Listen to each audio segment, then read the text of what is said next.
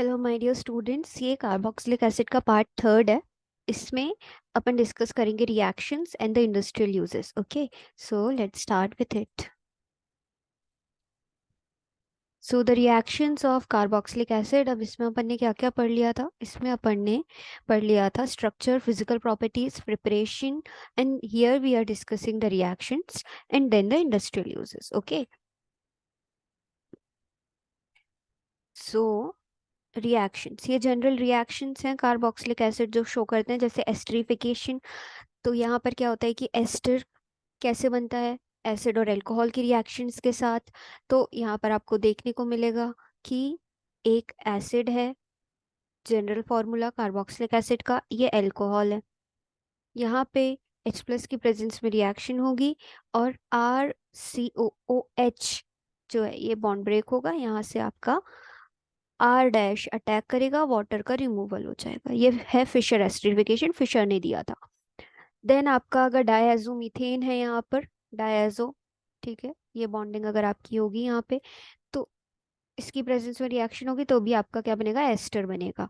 Then amide, तो amide होता है RCONH2 ग्रुप। CONH2 ग्रुप अगर आपका यहाँ आता है तो इसको हम बोलते हैं कि reaction named is conversion to amides. So acid का अगर अमोनिया के प्रेजेंस में रिएक्शन होता है तो क्या होता है कि NH4, ठीक है, यहाँ पर ये एक इंटरमीडिएट बनता है। देन अगर आप इसको डायरेक्ट हीट कर दो तो आपको CONH2 मिलता है। तो यहाँ क्या होता है? CONH2, फिर से वाटर का रिमूवल होता है, ठीक है, दो H और एक ऑक्सीजन निकल जाता है। अगेन अगर आप यहाँ डायरेक्ट देखो तो CONH2, अब देखो यहाँ पे R डैश ग्रुप था, यहाँ तो सिर्फ अमोनिया था इसलिए आज CONH2 बन गया है। बट अगर यहाँ कोई अमोनिया का एक H रिप्लेस करके कोई R ग्रुप आता है कोई भी, तो यहाँ पर आपका क्या होगा? RCOO इंटरमीडिएट, NH3, है ना, एक हाइड्रोजन इसमें ऐड होगा R डैश, और यहाँ OH, H तो यहाँ रहेगा। फिर इसको हम हीट करेंगे। हीट करेंगे तो क्या होगा? अब यहाँ पे RCONH2 था तो अब यहाँ पे एक H हट के R आया था तो यहाँ पर भी R आएगा। ठीक है, अब अगर यहाँ R2 आ गया तो क्या होगा? RCONR2। ठीक है, इसको अगर आप हीट करोगे तो, so this is the reaction of conversion to amides. Then to halo acids, तो ये आपकी haloform reaction, not haloform reaction, Hell Volhard Zelinsky named reaction है ये। तो यहाँ पर होता है, ये अल्फा कार्बन है, ठीक है, अल्फा हेलोजिनेशन होता है क्योंकि इससे कार्बोक्सिलिक एसिड के बाजू वाला कार्बन अल्फा, फिर ये बीटा और फिर ये गामा, तो अल्फा पे हेलोजन आके जुड़ जाता है, इसलिए ये होती है alpha halogenation. Then reduction, so reduction में क्या होगा? रिड्यूसिंग एजेंट की प्रेजेंस में रिएक्शन होगी, अल्कोहल में कन्वर्ट होगा। डिकार्बोक्सिलेशन का मतलब होता है कार्बन डाइऑक्साइड का रिमूवल। तो अगर आप दो कार्बोक्सिलेट एसिड्स ले रहे हो, है ना, कार्बोक्सिलेट आयंस ले रहे हो, तो कार्बन डाइऑक्साइड रिमूव हो जाएगा, आर और आर जुड़ जाएंगे तो एल्केन बनता है। हाँ, ये याद रखना है। फिर ये रिएक्शन उतनी इंपॉर्टेंट नहीं है, बट हाँ कभी कभी आती है एग्जाम में। ठीक है, तो यहाँ क्या होता है कि conversion to alkanoyl halide. So alkanoyl halide या एसिड हेलाइड्स, बात एक ही है, RCOCl, ये जनरल फॉर्मूला है। तो जैसे ये एसिड है और ये SOCl2 है, तो ये RCOCl, यहाँ से सल्फर डाइऑक्साइड आपकी रिमूव हो जाएगी एक ऑक्सीजन लेके, एक Cl यहाँ जुड़ जाएगा और एक HCl निकल जाएगा। PCl3 की प्रेजेंस में होगी तो फॉस्फोरिक एसिड बनेगा। अगर PCl5 की प्रेजेंस में होती है तो POCl3 बनेगा। ये याद रखने वाले कंपाउंड्स हैं, आप आपको याद रखना है। अगर कंफ्यूजन होता है तो एडिशन करके देख लो, जो बचता है वो आपका रिलीज होगा। अब यहाँ पे हम सबसे पहले रिएक्शन एस्टरिफिकेशन देखते हैं। तो जो इम्पोर्टेंट होगी वो मैं आपको उसका मैकेनिज्म बोलूंगी पढ़ने, क्योंकि उसका मैकेनिज्म आता है एग्जाम में। तो सिंपल है, एस्टरिफिकेशन, एसिड अल्कोहल की रिएक्शन हुई, यहाँ से ये बॉन्ड ब्रेक हो गई और यहाँ पे R ग्रुप हो गया अटैक और वाटर रिमूव हो गया। ठीक है, सो ये हो गया आपकी, ये क्या है? हम पढ़ रहे हैं रिएक्शंस ऑफ एसिड। तो एसिड यहाँ पे रिएक्ट करके अलग अलग कंपाउंड्स बनाएगा। तो ये जो रिएक्शन है इसमें इक्विलिब्रियम है ना। एस्टर का अगर हाइड्रोलिसिस कर दोगे तो आपको एसिड और अल्कोहल मिलेगा। स्टार्टिंग वाली जो रिएक्शन है वो हाइड्रोलिसिस है, बैकवर्ड वाली reaction esterification. Sorry, forward reaction is esterification, और बाद में अगर आप हाइड्रोलिसिस कर दोगे तो ये आपका हाइड्रोलिसिस कहलाएगी। तो ये इक्विलिब्रियम है, ठीक है। नाउ अब यहाँ पर क्या है कि अ, ये एग्जाम्पल्स दिए हैं, इथेनोइक एसिड और मिथेनॉल के साथ रिएक्शन होगी तो क्या बनेगा। अगेन यहाँ पर CH3 ग्रुप अटैच कर देंगे और वाटर यहाँ से रिमूव हो जाएगा, तो क्या बन जाएगा, मिथिल इथेनोएट, है ना। इस ग्रुप को पकड़ो और यहाँ से नेमिंग, दो कार्बन है इसलिए इथ, और ये सब्स्टिट्यूएंट है। फिर ब्रोमो इथेनोइक एसिड अगर हम लें और इथेनॉल के साथ रिएक्शन हो तो क्या होगा, ये इथिल इथिल ग्रुप यहाँ पे अटैच हो जाएगा, तो इसका नाम क्या होगा, इथिल ब्रोमो इथेनोएट, ठीक है। एंड हमेशा हमारा O8 से होगा, एस्टर का, जैसे O1 होता है एसिड में वैसे एस्टर में O8 होता है। फिर अगर कार्बोनिल ग्रुप और हाइड्रोक्सिल ग्रुप प्रेजेंट है सेम मॉलिक्यूल में तो क्या होगा, है ना, तो आपका साइक्लिक एस्टर बनता है, या हम इसको लैक्टोन्स कहते हैं। वहां पे लैक्ट अमाइड में भी हमने पढ़ा था, है ना। यहाँ पे क्या होगा कि अगर साइक्लाइजेशन होता है, यहाँ इंटरमोलिक्यूलर एस्टरिफिकेशन होता है। कैसे होगा कि अ, जैसे यहाँ पर सेम मॉलिक्यूल है, हमें क्या चाहिए, यहाँ से वाटर रिमूव हो जाएगा, है ना, और RCOO R आपका बन जाएगा। सो ये आपका बनता है ब्यूटे ब्यूट्रिल लैक्टोन, ठीक है। सो यहाँ पर अगर हमें इसका मैकेनिज्म देखना है तो वो होती है एसिड की प्रेजेंस में, इसलिए हम इसको कहते हैं acid catalysed esterification, acid catalysed esterification, ठीक है। सो it is interesting to know whether the oxygen of water formed is in the reaction comes from alcohol or the acid, ठीक है। तो हम इसमें आइसोटोपिक लेबल्ड ऑक्सीजन का एक आइसोटोप यूज करते हैं। ये आप MSc में आओगे तो पढ़ोगे कि आपको पता चलेगा कि जो बॉन्ड होती है वो एसिड से ब्रेक होती है, ठीक है। तो अ, फिर एक और फैक्ट यहाँ दिया हुआ है कि a carboxylic acid does not react with an alcohol, कब, unless a strong acid is used as catalyst, ठीक है। जब तक हम स्ट्रॉन्ग एसिड नहीं यूज करते तब तक कार्बोक्सिलिक एसिड अल्कोहल के साथ रिएक्शन नहीं करता। तो देखो यहाँ पर एक लेबल्ड ऑक्सीजन के साथ रिएक्शन करके बताया है, यहाँ पे ऑक्सीजन 18 हमने आइसोटोप लिया है ऑक्सीजन का, तो आप देखोगे यहाँ पे एसिड में CH3 ग्रुप ने अटैक किया, तो हम बोल रहे हैं कि OCH3 ने अटैक किया, ठीक है, हम ये मान के चल रहे हैं। एंड नॉट कि यहाँ पे जो ऑक्सीजन था यहाँ पे सिर्फ CH3 ने अटैक किया। सो ये ऑब्जर्व किया गया था कि इन अदर वर्ड्स अल्कोहल का जो ऑक्सीजन होता है it is incorporated into the ester, and this is the other observations led to the following mechanism, जो हम आगे मैकेनिज्म पढ़ेंगे। तो यहाँ पे अगर हम बोलें तो ये रिएक्शन होती है, ये रिएक्शन नहीं होती, क्या, कि CH3 यहाँ पे OCH3 यहाँ पे अटैक करता है, तो जो ब्रेक होती है बॉन्ड वो कौन सी बॉन्ड ब्रेक होती है, ये, ठीक है, एसिड की बॉन्ड ब्रेक होती है, मैंने आपको बोला था, ठीक है। अब यहाँ पे हम इसका मैकेनिज्म देखते हैं, तो 3 स्टेप में इसका मैकेनिज्म है। सबसे पहले प्रोटोनेशन, फिर attack of alcohol, then elimination of water molecule. Protonation कैसे होगा, ये हमने एसिड लिया है, यहाँ पे H+ की साथ की प्रेजेंस में रिएक्शन होगी, तो अटैक कहाँ होगा, यहाँ, ठीक है। यहाँ अटैक हुआ तो ये इसके रेजोनेटिंग स्ट्रक्चर्स बने, आप एक भी स्ट्रक्चर ड्रॉ कर सकते हो। मान लो हमने यही स्ट्रक्चर चूज कर लिया, यहाँ पे H+ ने अटैक किया, ठीक है। अब यहाँ रीअरेंजमेंट होगा, ऑक्सीजन अपने लोन पेयर लेगा, यहाँ से इलेक्ट्रॉन लेगा, और जो अपने अल्कोहल के साथ जिसके साथ हम रिएक्शन करवा रहे हैं, मान लो वो मिथेनॉल है, ठीक है, तो उसका जो ऑक्सीजन है वो कार्बन पे आके अटैच होगा, के थ्रू यहाँ पे आके अटैच होगा। तो आप यहाँ देखो एक इंटरमीडिएट बनेगा, फिर यहाँ पे क्या होगा, फिर H+ यहाँ से निकलेगा और एक H+ ऐड होगा। सो ये जो मिथेनॉल ऐड हुआ उसका H+ यहाँ से निकल जाएगा अपने लोन पेयर्स लेके, फिर ये एक इंटरमीडिएट बना। अब इंटरमीडिएट के बाद क्या होगा देखते हैं, ठीक है। Attack of alcohol on the protonated carboxylic acid से हमें एक क्या मिलता है, एडक्ट मिलता है, इसको हम एडक्ट कहते हैं। इससे अगर H प्लस निकल जाता है तो हमें एक टेट्राहेड्रल इंटरमीडिएट मिलता है। अब टेट्राहेड्रल इंटरमीडिएट में से जब वाटर मॉलिक्यूल का लॉस होगा रीअरेंजमेंट के बाद, अब यहाँ रीअरेंजमेंट कैसे होता है, यहाँ फिर से H प्लस का एडिशन होगा, तो यहाँ पे H प्लस आके अटैच होगा, यहाँ अटैच हो गया H प्लस।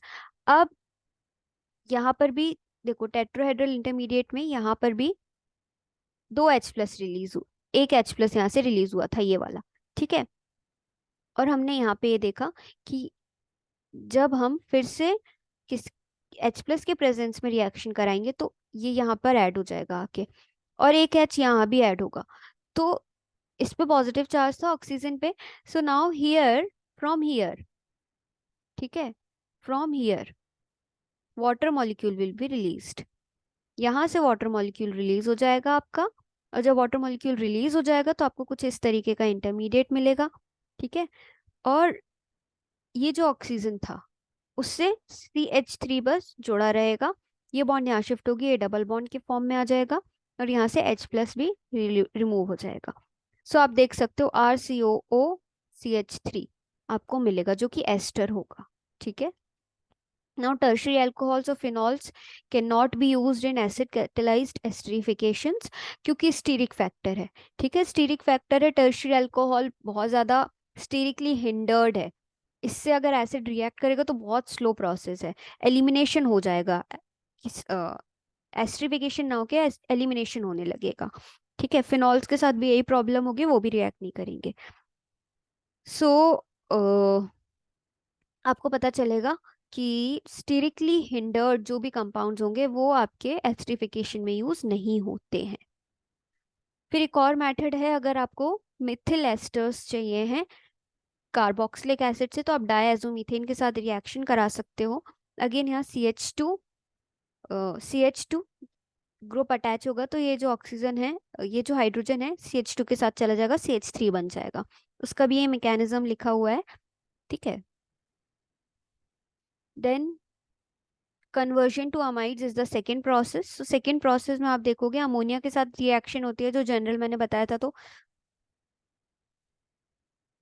ये पहले आपको सॉल्ट मिलेगा। ठीक है, सॉल्ट को अगर आप हीट करते हो तो फिर से आपको क्या मिलेगा, अमाइड मिलेगा, RCONH2। ठीक है, elimination of water then leads to the formation of amide as follows. तो ये इसका मैकेनिज्म दिया हुआ है, जैसे कि ये एसिड है, अमोनिया के साथ रिएक्शन हो रही है, अमोनिया ने लोन पेयर के साथ अपना, देखो सबसे पहले इस ऑक्सीजन ने अपने लोन पेयर्स को लिया, तो इस पे नेगेटिव आ गया, कार्बन पे पॉजिटिव आ गया। अब अमोनिया के पास लोन पेयर है तो इसको न्यूट्रलाइज करने कार्बन से बॉन्ड बनाएगा, तो ये NH3 पॉजिटिव हो गया। ना यहाँ पे प्रोटॉन ट्रांसफर होगा, कैसे, ऑक्सीजन पे जो नेगेटिव चार्ज है वो यहाँ आएगा, और सिंस यहाँ डबल बॉन्ड आ गए तो 1 2 3 4 5 बॉन्ड हो जाएगी, तो इसको न्यूट्रलाइज करेगा। ठीक है, उसके पहले कि ये OH अपना, प्रोटॉन ट्रांसफर हो रहा है ना, तो एक हाइड्रोजन यहाँ ट्रांसफर हो जाएगा, तो ये OH2 हो गया, और ये वाटर मॉलिक्यूल यहाँ से निकल जाएगा। वाटर मॉलिक्यूल निकला, यहाँ पे डबल बॉन्ड आ गई, NH2 न्यूट्रलाइज हो गया, लोन पेयर इसके पास आ गए, ये आपका क्या बन गया, RCONH2 अमाइड बन गया। ये इसका मैकेनिज्म था। ठीक है, तो ये एग्जाम्पल्स दिए हुए हैं कि ब्यूटेनोइक एसिड के साथ अमोनिया की रिएक्शन हो रही है तो अमोनियम ब्यूटेनोएट बनेगा, है ना। इसकी अगर आप हीटिंग कर दोगे तो वाटर मॉलिक्यूल निकल के CH3 CH2 CH2 CONH2 बचेगा। ठीक है, ये सारे एग्जाम्पल्स उसी के हैं, कोई भी एक एग्जाम्पल आप याद कर सकते हो। Now the important reaction is Hell Volhard Zelensky, because it is a named reaction, तो ये बहुत इंपॉर्टेंट है, ये आती है। तो यहाँ पे हम क्या यूज करते हैं कि एक हेलोजन यूज करते हैं, एसिड की रिएक्शन होती है इसमें, तो ये अल्फा कार्बन है, ये बीटा कार्बन है, ये गामा कार्बन है, तो हमें जो काम है वो अल्फा कार्बन से है। तो अल्फा कार्बन पे जब हेलोजन अटैच होता है आके, तो आपको मिलता है अल्फा हेलो एसिड, है ना। इसी रिएक्शन को हम कहते हैं hello Volhard Zelensky reaction. Okay, ये और HBr का मॉलिक्यूल निकल जाता है। तो इसके जो मैकेनिज्म है वो स्टेप्स इसकी दिए हुए हैं। ठीक है, सबसे पहले एल्केनोइल ब्रोमाइड बनता है। तो आपने जैसे CH2COOH लिया है, यहाँ पे ब्रोमीन के साथ रिएक्शन हो रही है, ठीक है। तो क्या बनेगा, RCH2, C double bond Br बनेगा और H3PO3 निकल आएगा, क्योंकि आप PBr3 यूज कर रहे हो। ओके, इसलिए फॉस्फोरिक एसिड निकल गया। फिर इनोलाइजेशन होगा। सो इनोलाइजेशन इज इन भी है, ऑल भी है। तो ये double bond is in, all है, तो एल्कोहलिक ग्रुप भी है। इनोलाइजेशन कैसे होगा, H+ की प्रेजेंस में ये जो हाइड्रोजन है ये यहाँ शिफ्ट होगा, तो ये OH हो जाएगा, ठीक है। अब क्या हो गए, यहाँ 5 बॉन्ड हो जाएंगी, तो ये बॉन्ड जो है यहाँ आ जाएगी, डबल बॉन्ड हो जाएगा और Br। तो आपको ये मिलेगा इनोल, इनॉल। अब इसका थर्ड स्टेप जो होगा वो होगा ब्रोमिनेशन। अब ब्रोमिनेशन में क्या होगा, ब्रोमीन अटैक करेगा, ब्रोमीन अटैक करेगा तो C डबल बॉन्ड O हो जाएगा, ये बॉन्ड यहाँ शिफ्ट होगी, ये बॉन्ड यहाँ शिफ्ट होगी, ये सब डबल बॉन्ड O हो जाएगा, ठीक है। और एक और जो ये डबल बॉन्ड हो गया, इससे भी Br अटैच हो जाएगा आके, ठीक है। और यहाँ HBr आपका निकल जाएगा इसके साथ। नाउ फिफ्थ स्टेप में एक्सचेंज होगा। एक्सचेंज में क्या होगा कि जो हमने एसिड मॉलिक्यूल था वो इसके साथ रिएक्ट करेगा, जो हमारा ब्रोमिनेशन के बाद इंटरमीडिएट मिला, उससे हमें दो कंपाउंड मिलेंगे, जो कि एक होगा RCH Br COOH, एक होगा RCH2CO Br। ये Br यहाँ आएगा, ठीक है, और ये OH यहाँ आएगा। तो एक आपको एसिड मिलेगा, एक आपको नॉर्मल कीटोनिक ग्रुप है ये। नॉट कीटोनिक ग्रुप नहीं कहना चाहिए हमें, ये RCOCl है, एसिड एसिड हेलाइड ग्रुप है, not a ketone group. Okay, so ये आपको दो प्रोडक्ट्स मिले। सो हेल जेलेंस्की की सिंथेटिक इंपॉर्टेंस है, क्योंकि टू हेलो एसिड्स मतलब सेकेंड पोजीशन पे हेलोजन अटैच हो रहा है कार्बन के फर्स्ट और दूसरे कार्बन पे, उसका फर्दर हम न्यूक्लियोफाइल्स के साथ रिएक्शन करा सकते हैं। जैसे ये हमारा टू हेलो एसिड है, क्योंकि सेकेंड कार्बन पे हेलोजन अटैच्ड है। हाइड्रोलिसिस होगी, KX निकल जाएगा, K2CO3 भी यूज कर रहे हो, तो ये आपका ऐसा मॉलिक्यूल है जिसमें एसिड भी है और OH भी है।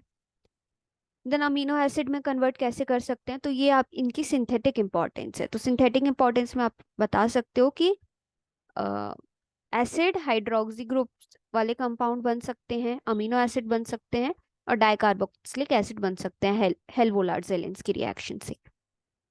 देन अगर आप रिडक्शन करते हो, वेरी रॉन्ग स्पेलिंग, रिडक्शन करते हो, तो रिडक्शन से आपका यहाँ पर क्या होगा, रिड्यूसिंग एजेंट की प्रेजेंस में अल्कोहल में ये कन्वर्ट हो जाएंगे। ये जो ग्रुप होगा ये आपका CH2OH में CH2OH ग्रुप में कन्वर्ट हो जाएगा। बस इतना ही आपको याद रखना है। LiAlH4 एंड द ईथर की प्रेजेंस में ये रिएक्शन होगी, ठीक है। देन द डीकार्बोक्सिलेशन भी इंपॉर्टेंट है। डीकार्बोक्सिलेशन का मतलब ही होता है कार्बन डाइऑक्साइड का removal. The loss of molecule of a carbon dioxide from carboxylic acid is known as decarboxylation.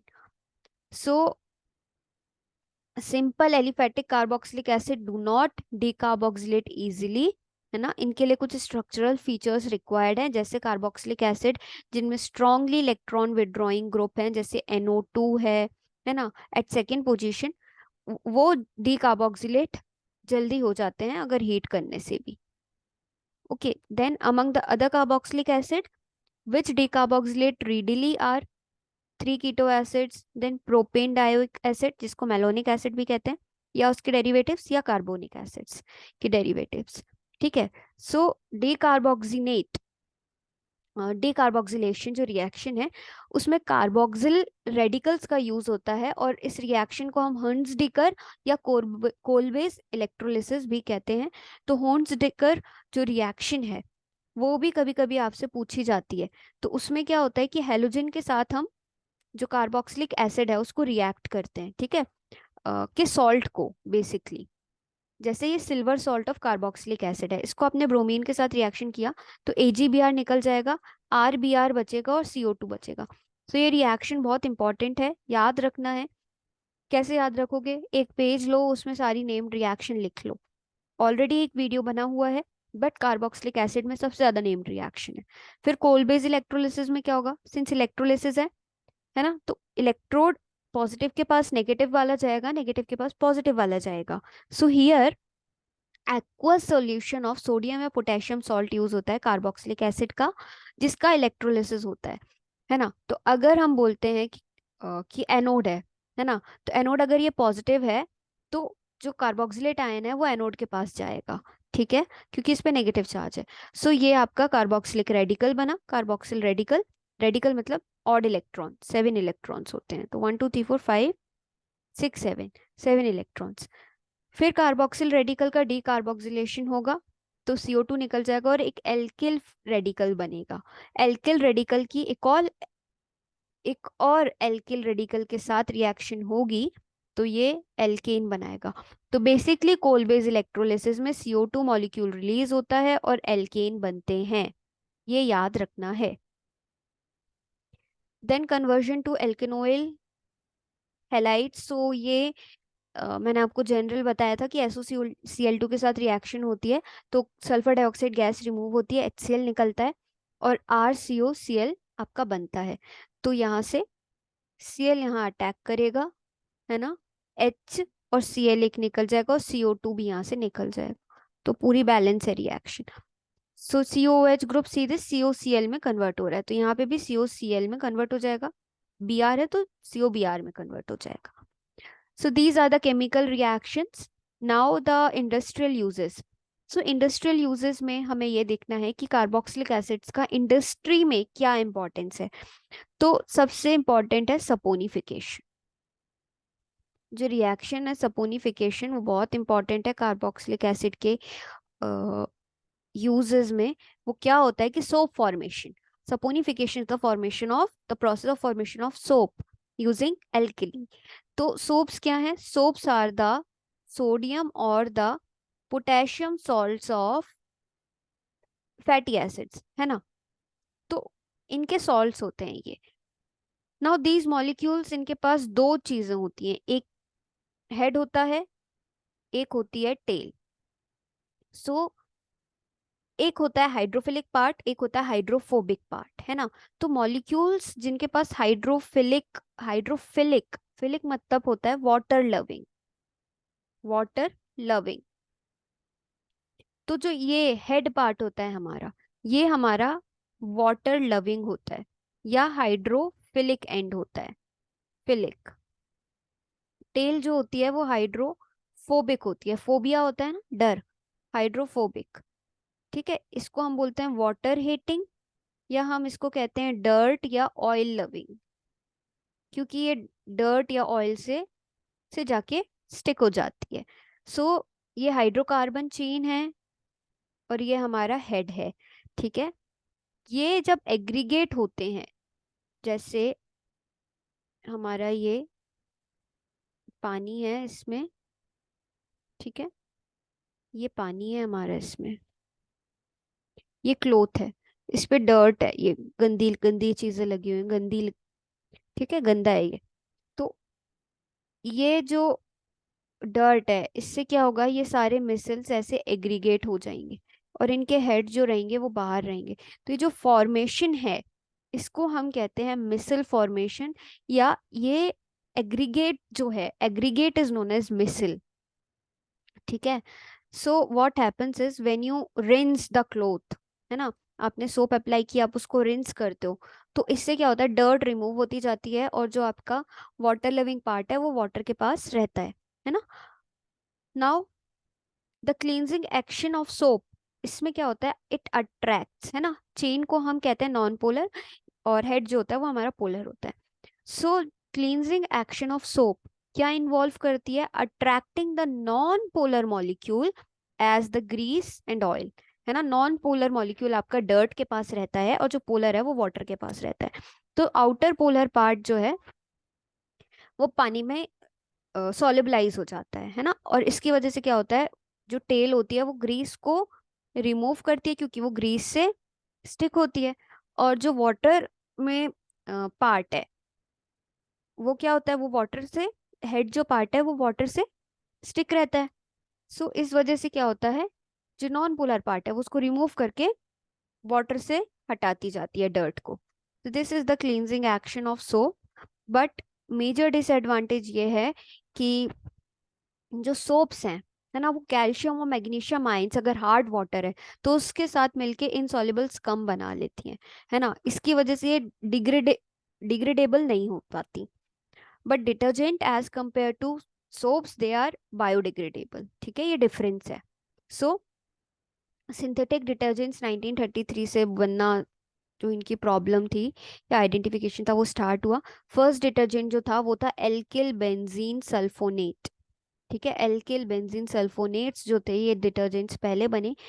तो डिटर्जेंट्स इनसॉल्युबल कम नहीं बनाते, हार्ड वाटर के साथ ये इजीली कोप कर लेते हैं। सो एग्जाम्पल जो है आपका एसडीएस है, जैसे एसडीएस है, एसएलएस है, sodium dodecyl sulphate, sodium lauryl sulphate.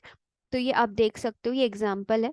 So detergents are long chains of sulphonate acids, है ना, हायर फैटी एसिड्स के ये सॉल्ट्स होते हैं जिसमें सल्फोनेट ग्रुप होता है SO3 - Na+। बट